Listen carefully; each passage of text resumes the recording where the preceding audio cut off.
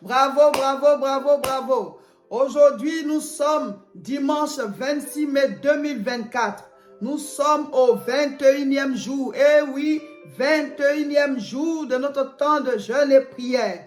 Un jeûne puissant, un jeûne de l'onction, un jeûne de la méditation de la parole de Dieu, un jeûne d'enseignement puissant et profond, un jeûne de prière puissante, de mini-veillée, de combat spirituel, un jeûne de proclamation. C'était fort, bravo.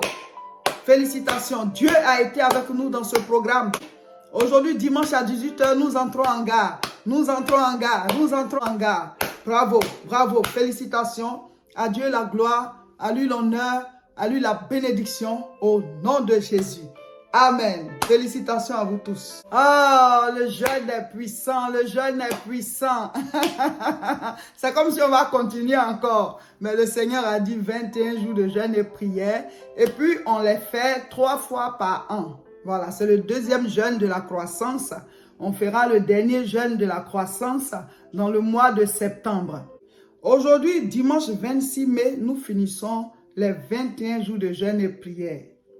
Demain, lundi 27 mai et mardi 28, mercredi 29, jeudi 30, vendredi 31, les 5 jours là, vous avez ça pour d'abord finir Néhémie et ensuite lire les passages que vous n'aviez pas lus ou bien sur lesquels vous voulez revenir. Ou alors, si vous avez tout lu, ben, vous allez prendre d'autres passages de votre choix et il faut toujours lire un chapitre par jour, sinon plus. Ne restez pas sans méditer la parole. Entre-temps, nous, on va mettre en ligne le programme pour le bus spirituel. Il y en a qui étaient déjà avec nous dans le bus spirituel et vous qui nous avez rejoints dans le jeûne, si ça vous dit, rejoignez-nous aussi dans le bus spirituel. C'est un programme de suivi spirituel de groupe, mais c'est beaucoup plus allégé parce qu'on n'est pas en jeûne. On ne jeûne pas, mais on continue de méditer la parole de Dieu et on a des sujets de prière par semaine. Et voilà, c'est tout un mois et ensuite le mois suivant, c'est comme ça.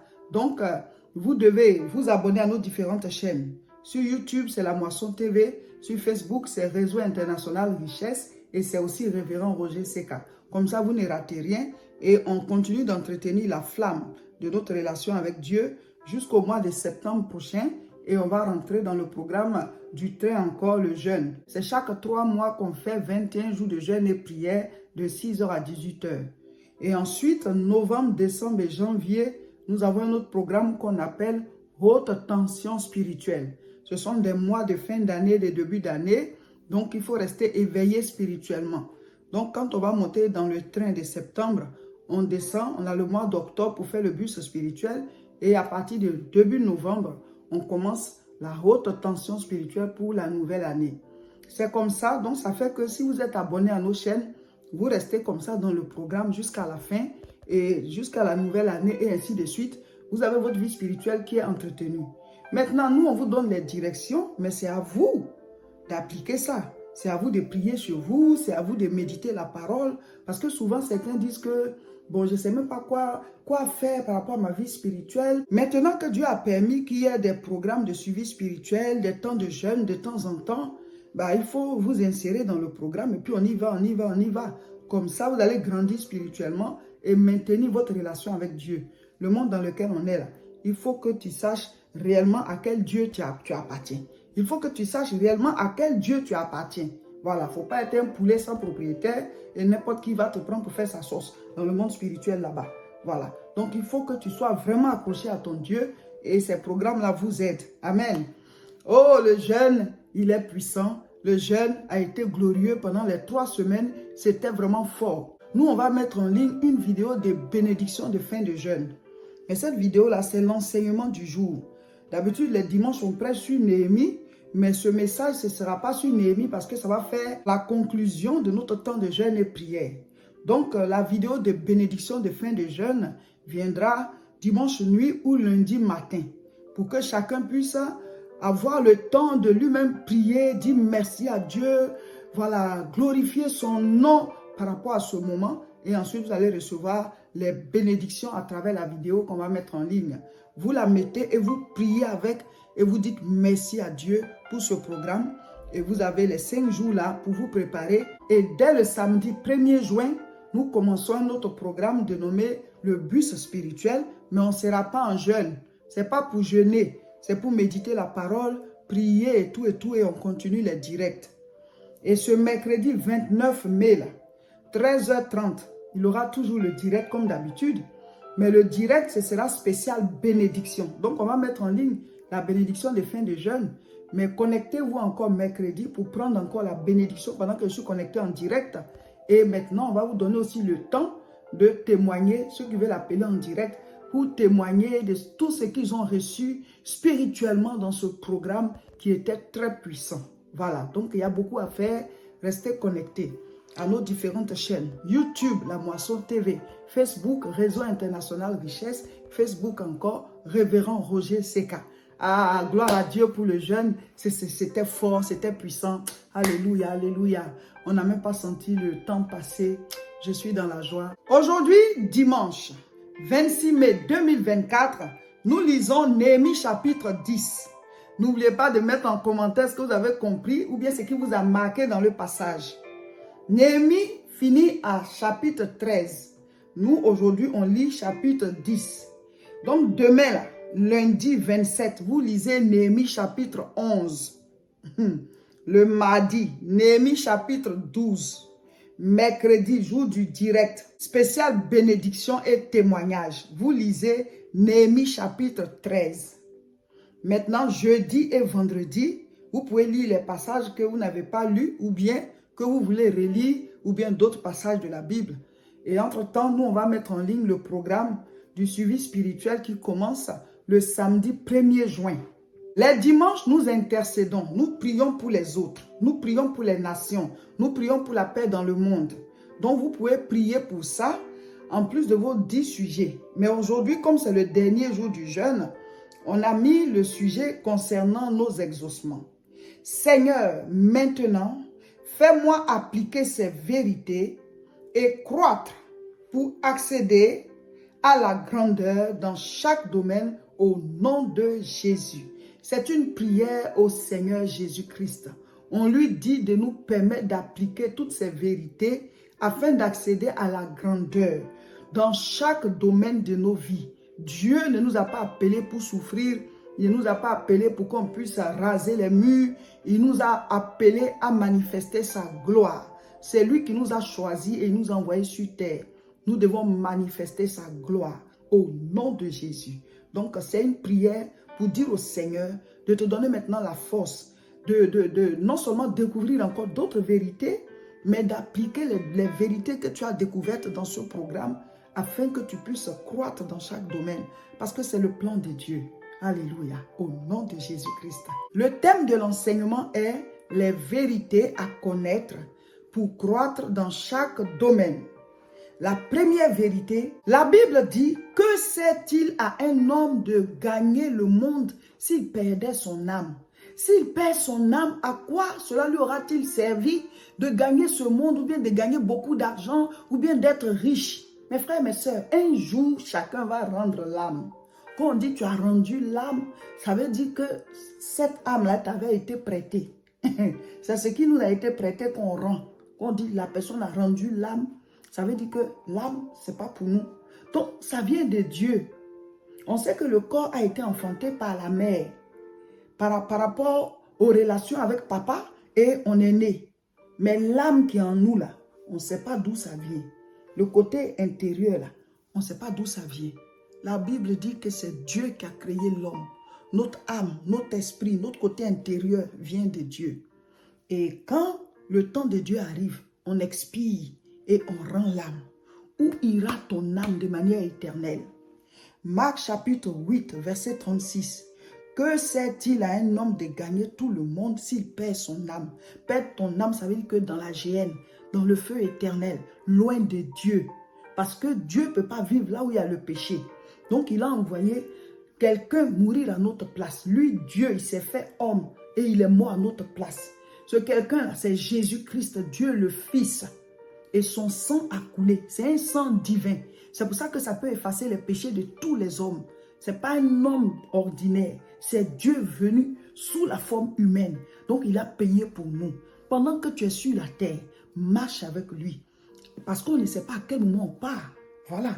Donc, marche avec lui. Comme ça, tu as Dieu sur la terre. Et après la mort aussi, tu es avec lui de manière éternelle. Mes frères, mes soeurs, préservez votre foi, préservez votre salut. Jean chapitre 3, verset 16, il dit, « Car Dieu a tant aimé le monde, Dieu nous aime. C'est par amour qu'il nous a donné Jésus.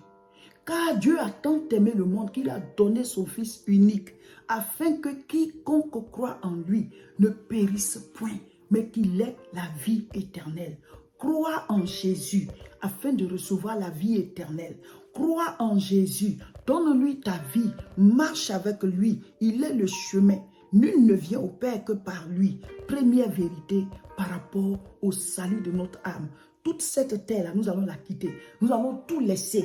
Mais notre âme doit être avec Dieu de manière éternelle. Donc, entretiens ta foi. Si tu n'as pas encore accepté Jésus, accepte-le. Première vérité, le salut de ton âme. Où passeras-tu l'éternité? Deuxième vérité, Dieu t'a créé pour manifester sa gloire. Il t'a fait à son image et à sa ressemblance. Dieu t'aime. Et s'il t'a envoyé sur terre, c'est parce qu'il t'a choisi. Jean chapitre 15, verset 16. Il dit, ce n'est pas vous qui m'avez choisi, mais c'est moi qui vous ai choisi. Moi, c'est moi qui vous ai choisi et je vous ai établi. C'est-à-dire, ce dans quoi tu vas être sur cette terre-là, il t'avait déjà établi. De la manière dont il a établi le noyau de la mangue et que ce sera un manguier. De la manière dont il a établi le pépin de l'orange pour que ça devienne un oranger. Il est déjà établi comme ça. Il ne peut pas produire un avocatier. C'est comme ça que Dieu t'a déjà établi. Et puis il t'a envoyé sur terre. Ça veut dire que tu portes en toi une destinée. Tu es venu sur terre parce que Dieu t'a aimé. Et la vie, là, c'est un don, c'est une grâce. Dieu t'aime, c'est pour ça que tu es encore en vie. Dieu t'aime, c'est pour ça qu'il te donne encore des choses à faire. Donc, tu es le choix de Dieu. Dieu t'aime, il t'a choisi, il t'a envoyé. Ce n'est pas vous qui m'avez choisi, mais moi, je vous ai choisi et je vous ai établi afin que vous alliez et que vous portiez des fruits et que vos fruits demeurent. Dieu veut que ce qui est en toi la sorte. Il a mis en toi du potentiel. Il y a des fruits en toi. Le monde doit voir la manifestation de la gloire de Dieu à travers toi. Romains chapitre 8, verset 19. La création entière attend la révélation des fils de Dieu. La création entière attend que tu sois révélé. Révèle ce qui est en toi. Arrête de baisser la tête. Lève les yeux et crois que Dieu est avec toi et avance. Parce qu'il a mis en toi une grande destinée. Alléluia. Une autre vérité que tu dois connaître, c'est que Dieu ne fait pas acception de quelqu'un.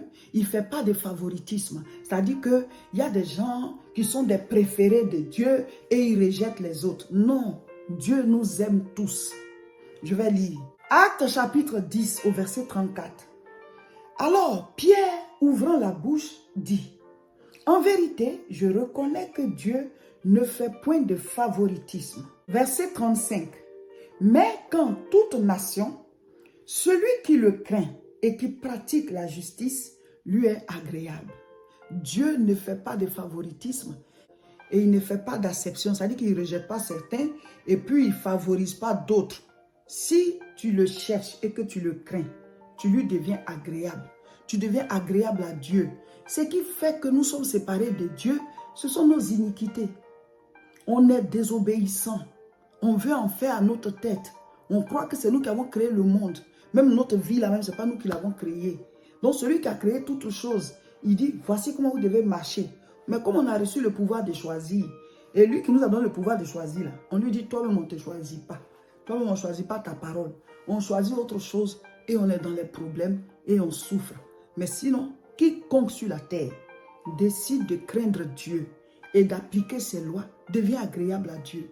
Et quand tu es agréable à Dieu, il marche avec toi et les portes élèvent les linteaux. Quand on dit les portes élèvent les linteaux, devant Dieu, les portes s'ouvrent et tu avances. Mes frères, mes soeurs, voici des vérités. Tu vas tourner sur cette terre. Dieu, tu auras toujours besoin de lui. Il a créé les cieux et la terre. Nous, on est au milieu là. Mais on est environné par les deux. Et on a deux inconnus. On ne sait pas d'où on vient, on ne sait pas où on va. Moins l'infini, plus l'infini, on ne sait pas. On est juste au milieu comme ça dans le temps. Et après, on va rentrer dans l'éternité. Quand on meurt, on part pour toujours. on ne revient plus. Et l'éternité, c'est un temps sans fin. Donc, où est-ce que tu vas rester de manière éternelle? Mes frères, mes soeurs, marche avec Dieu. Dieu t'a créé et il peut tout t'accorder. Tu peux réussir parce que Dieu ne favorise pas. Si tu le cherches, alors sa main t'accompagne. C'est ça qu'on appelle la faveur. Mais si tu ne veux pas de lui, il ne peut pas t'obliger. Amen. Donc la faveur, en fait, on la provoque. Le fait de pratiquer la justice de Dieu, tu lui deviens agréable et sa bonne main est avec toi. On a vu ça durant le jeûne. La bonne main du Seigneur sur Néhémie, sur Esdras. Pourquoi? Parce qu'ils craignent Dieu et ils mettent sa parole en pratique. Ce sont des vérités. Mais si tu veux en faire à ta tête, ben ce qui est arrivé à Adam va t'arriver. Il a perdu son Éden. Ce qui est arrivé à Satan, ça va t'arriver. Il a perdu sa place d'ange. La rébellion, le fait de ne pas obéir à la parole de Dieu, ça nous fait perdre ce qui est à nous. Parce que c'est Dieu qui donne tout. Une autre vérité à connaître pour pouvoir croître dans chaque domaine, c'est qu'il faut avoir une vision. Il faut avoir un objectif. Il faut avoir un but. Alors, la vision que nous devons avoir, normalement, elle doit être liée à notre destinée. C'est-à-dire que ce en quoi Dieu nous a établis, il nous a envoyés sur terre pourquoi. Mais en général, on prend le temps avant de découvrir notre destinée, on la découvre à tâtons. Mais on a dit qu'il faut déjà avoir un plan A pour qu'au cas où tu puisses avoir un plan B. Mais si tu n'as pas de plan du tout, mais tu ne vises rien, tu n'as pas d'objectif, tu tournes en rond, tu n'accomplis pas certaines choses, après tu es en retard et tu es étonné, mais parce que tu ne visais rien et donc tu n'as rien atteint. Donc, toi-même là, il faut te fixer des objectifs. Ne vis pas juste pour rien. Il faut avoir une vision. Même quand le Saint-Esprit vient sur nous, il nous donne une vision, il nous donne une direction. Si tu ne connais pas encore la vision, la direction dans laquelle tu dois partir, Jésus dit, suivez-moi et je vous ferai pêcheurs d'hommes. C'est-à-dire, il a dit ça à Pierre et à ses collègues. Eux, ils pêchaient les poissons. Ce n'était pas mauvais. Mais ils avaient une autre destinée. C'était de devenir des prédicateurs. Et après, en suivant Jésus, ils sont devenus des prédicateurs. Ils manifestaient des miracles comme Jésus lui-même l'avait fait.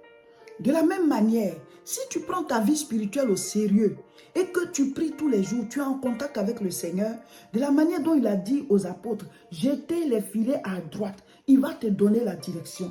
Il va te parler, il va te guider dans ta destinée. Donc la vision, c'est le Saint-Esprit qui la donne. Mais si tu es chrétien et que tu n'es pas connecté à lui, tu travailles, hein, mais tu n'as pas un autre but. Donc voilà, tu perds ton temps, tu es associé à des choses où tu ne veux pas être associé, tu as des combats inutiles, tu tournes en rond et à tes dernières heures, tu vas regretter. Parce que ce temps, quand il est passé, il est passé.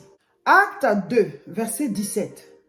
Dans les derniers jours, dit Dieu, je répandrai de mon esprit sur toute chair. Vos fils et vos filles prophétiseront. Ah, c'est puissant. Vos jeunes gens auront des visions et vos vieillards auront des songes. Oui, sur mes serviteurs et sur mes servantes, dans ces jours-là, je répandrai de mon esprit et ils prophétiseront. Donc, le Seigneur veut que tu aies une vision. Donc, quand le Saint-Esprit vient sur toi, il te donne une direction. Il dit des visions, des rêves. Tu n'as pas de rêve. Tu ne sais même pas, voilà, tu vis juste comme ça. Tu ne rêves pas grand. Tu ne penses pas grand. Tu ne vises rien. C'est difficile de réussir ou bien d'accomplir de grandes choses si au départ, on n'avait pas une vision. Donc, dès maintenant, il faut vous préparer un rêve dans votre tête et travailler à cela. Ça va faire que vous allez bien utiliser votre temps. Une autre vérité aussi très importante, c'est l'importance du temps et de la planification. Il faut que tu tiennes compte que le temps est important. Ecclésiaste chapitre 3 à partir du verset 1. Il y a un temps pour tout sous les cieux. Donc chaque temps qui est là, planifie ce pourquoi ce temps est là. Il faut planifier ce que tu dois faire et fais-le. Parce que sinon tu es dans ce temps et après tu vas regretter. Parce que ce temps-là était le temps de quelque chose. Il y a un temps pour toutes choses sous les cieux. Donc chaque temps qui est là, il faut identifier c'est le temps de quoi et fais-le. Alléluia. Pour ne pas regretter après. Il faut diviser les actions dans le temps. C'est ce qu'on appelle la planification. Élève-toi pour agir. Tu pries, tu agis. Tu pries, tu agis. C'est comme ça qu'on bâtit sa vie. Quand tu pries, tu es en connexion avec l'Esprit de Dieu. Il va te guider dans ta manière de faire.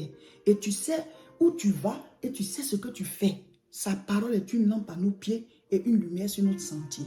Une autre vérité que vous devez connaître, c'est que il faut qu'à la fin de vos vies, il faut qu'à la fin de la vie de chacun de nous, on puisse dire comme l'apôtre Paul, j'ai combattu le bon combat. J'ai achevé la course.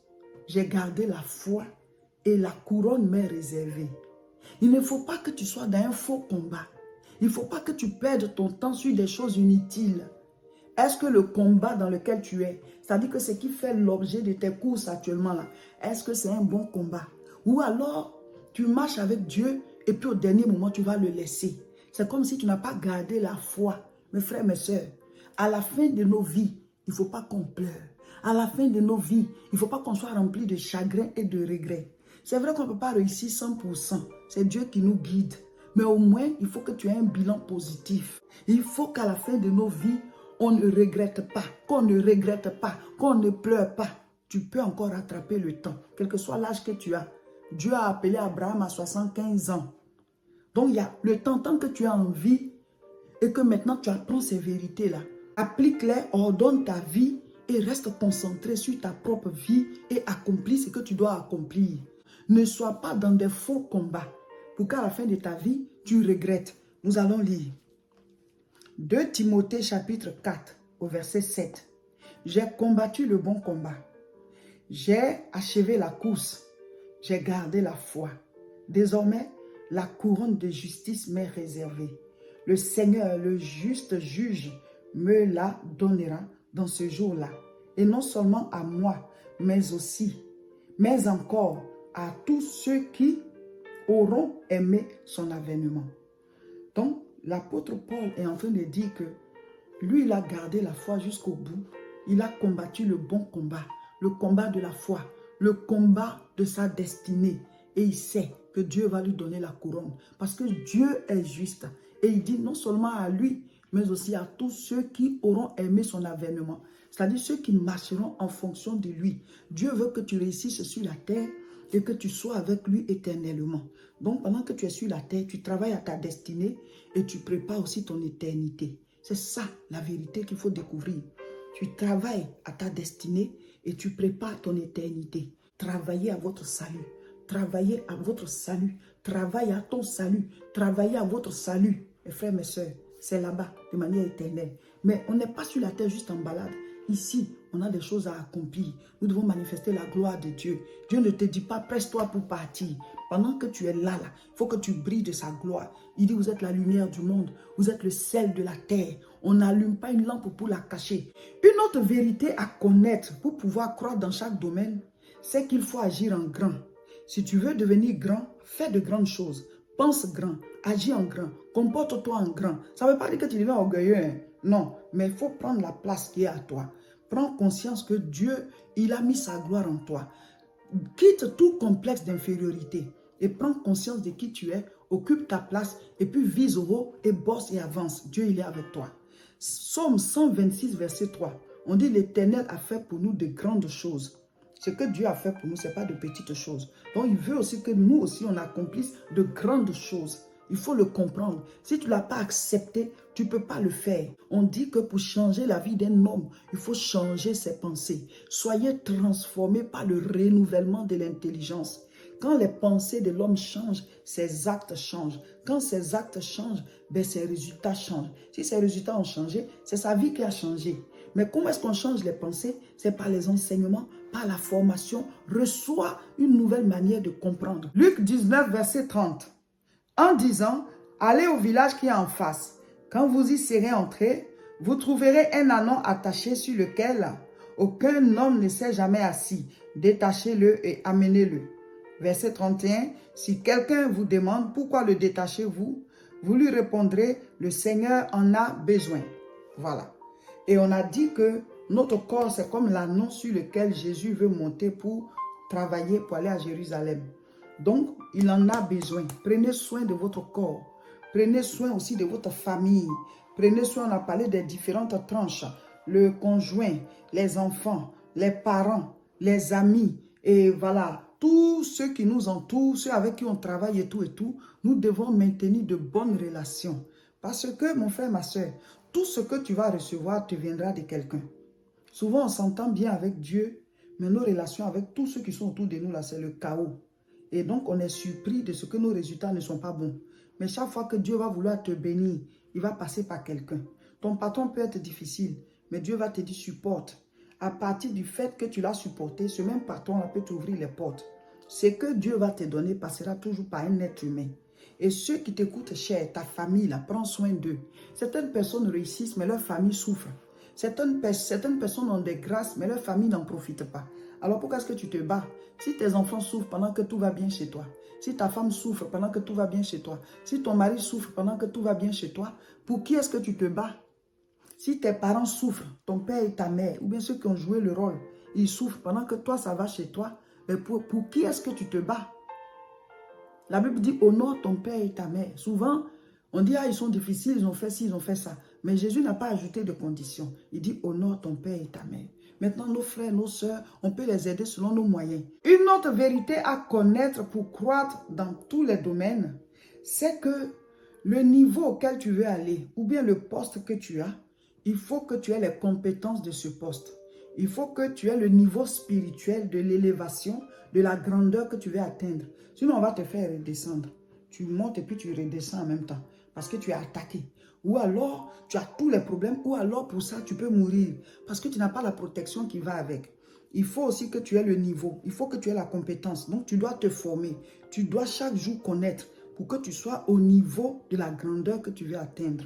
Nous allons lire 2 Timothée 2, verset 15. La Bible dit quoi? Efforce-toi de te présenter devant Dieu comme un homme éprouvé, un ouvrier qui n'a point à rougir, qui dispense droitement la parole de la vérité. C'est l'apôtre Paul qui est en train de conseiller son fils spirituel Timothée. Un ouvrier qui n'a point à rougir. L'ouvrier qui rougit, c'est celui qui ne sait pas son travail. Tu ne connais pas bien, donc tu as honte. Quand on te met devant la responsabilité, là, tu ne peux pas tenir le poste. Tu es un ouvrier qui a à rougir. Tu rougis parce que tu as honte, tu ne sais pas faire. Ton domaine, là, tu ne maîtrises pas. Donc, souvent, on te met devant des responsabilités et tu ne peux pas. Tu es un ouvrier qui a à rougir. Tu as honte, tu rougis parce que tu ne maîtrises pas ta chose. Donc, l'apôtre Paul dit à Timothée qu'il s'efforce pour ne pas être un ouvrier qui a à rougir, qu'il se forme, qu'il apprenne afin de bien faire son travail. Timothée, son travail, c'était qu'il était homme de Dieu aussi, comme l'apôtre Paul.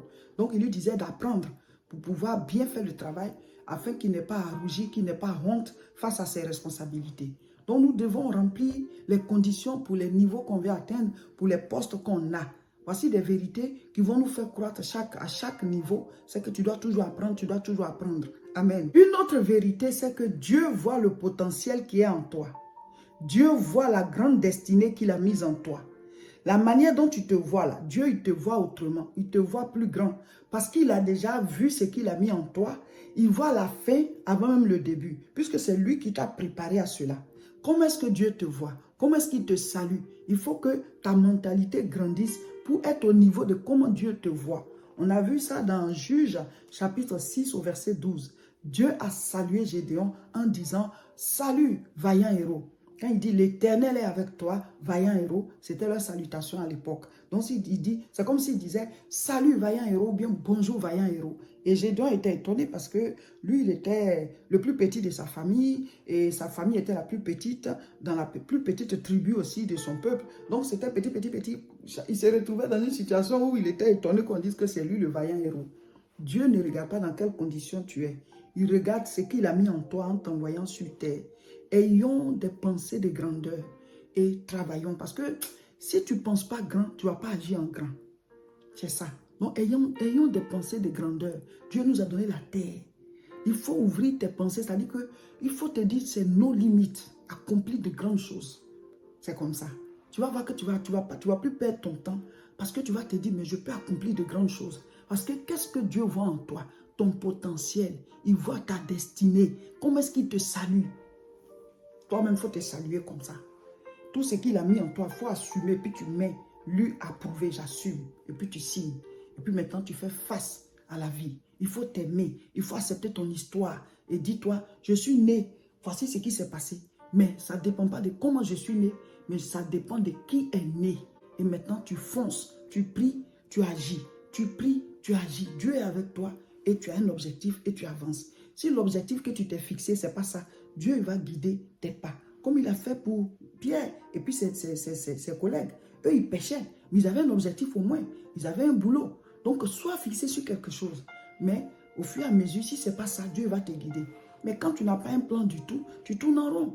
Il faut connaître votre potentiel. Prenez conscience de qui vous êtes et assumez votre vie et avancez. Genèse 2,15. L'Éternel Dieu prit l'homme et le plaça dans le jardin d'Éden pour le cultiver et pour le garder. Pour le cultiver et le garder. Dieu a mis Adam dans le jardin d'Éden, qui était son jardin que Dieu lui offrait. Ta vie là, c'est comme un jardin que Dieu te donne. Soit tu laisses pousser les ronces, les épines, puis les problèmes, et puis alors tu laisses ton jardin, et puis tu es en train de regarder au jardin des autres, en train de critiquer qui fait quoi. Ton jardin ici là, les ronces, les épines là, ça pousse. Rien n'est cultivé là-bas.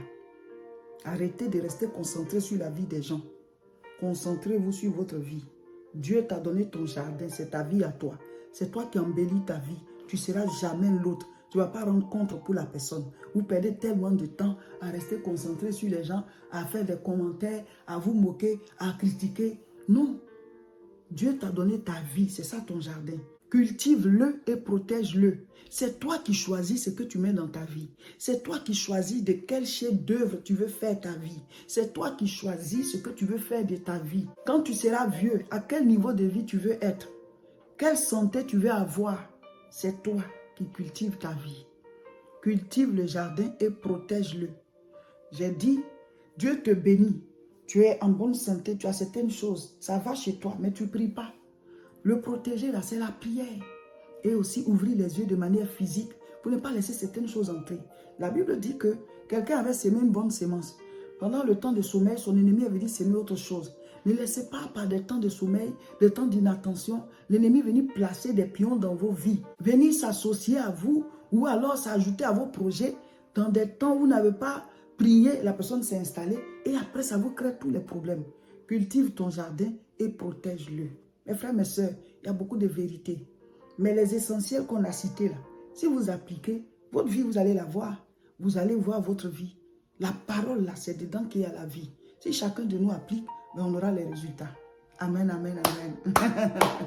Gloire à Dieu, gloire à Dieu, gloire à Dieu. Le jeûne était puissant. Nous avons lancé l'appel pour que vous puissiez soutenir les projets de l'église La Moisson à travers vos offrandes d'action de grâce. Donc on a dit, mets-toi à un niveau.